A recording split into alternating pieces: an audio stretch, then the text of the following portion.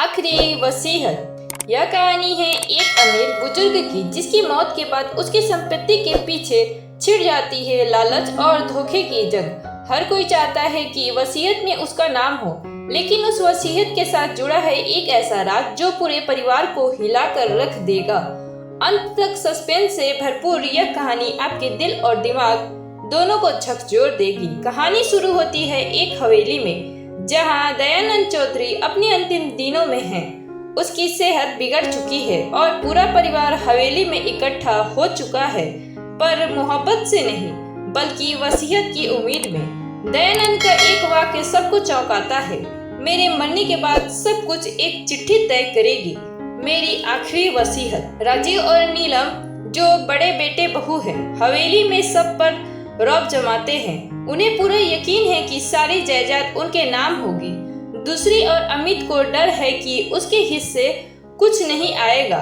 आर्या जो पढ़ाई में तेज है और अपने दादा दयानंद के काफी करीब है, सच्चाई जानने के लिए सबको चुपचाप देखती रहती है। एक रात दयानंद की मौत हो जाती है। दूसरे दिन वकील नारायण शर्मा आता है, लेकिन वसीयत खोलने से पहले कोई उस दस्तावेज को चुरा लेता है। घर में हड़कंप मच जाता है। वसीयत कहाँ गई, कौन ले गया? आर्या चुपचाप जांच शुरू करती है। वो सीसीटीवी फुटेज देखती है, घर की पुरानी अलमारी टटोलती है और सुबह से बात करती है। राजीव और नीलम की बातें छिपे हुए कमरे में रिकॉर्ड होती है। अगर वसीयत अमित के नाम हुई तो हम कुछ नहीं पाएंगे। अच्छा हुआ हमने दस्तावेज गायब कर दिए। नारायण शर्मा एक और वसीयत पेश करता है। यह वसीयत कुछ महीने पहले बनाई गई थी। इसमें लिखा है कि सभी चौंक जाते हैं, मेरी संपत्ति का 90% मेरी पोती आर्या को मिलेगी और बाकी 10% मेरे पुराने नौकरों और सुबह को। मेरे बेटे मेरी उम्मीदों पर खड़े नहीं उतरे। राजीव, नीलम और अमित को झटका लगता है। राजीव भड़क जाता है, ये झूठ है, वसीयत बदल गई है।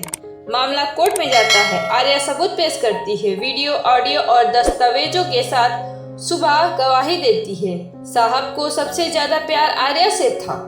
उन्होंने ही उनके अंतिम दिनों में देखभाल की। बेटों ने तो बस उनके पैसों के लिए मोहब्बत दिखाई थी।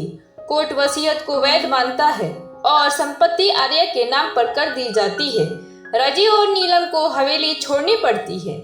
अमित शर्मिंदा होकर माफी मांगता है, मैं जानता हूँ मैं खड़ा नहीं हो पाया, लेकिन मुझे अपनी बेटी पे गर्व है। आर्या दादा की तस्वीर के सामने खड़ी होकर कहती है, दादाजी आपकी आखिरी वसीयत ने सबके चेहरे से नकाब हटा दिए। मैं आपकी सच्ची वसीयत को जिंदा रखूंगी, ईमानदारी और इंसानियत।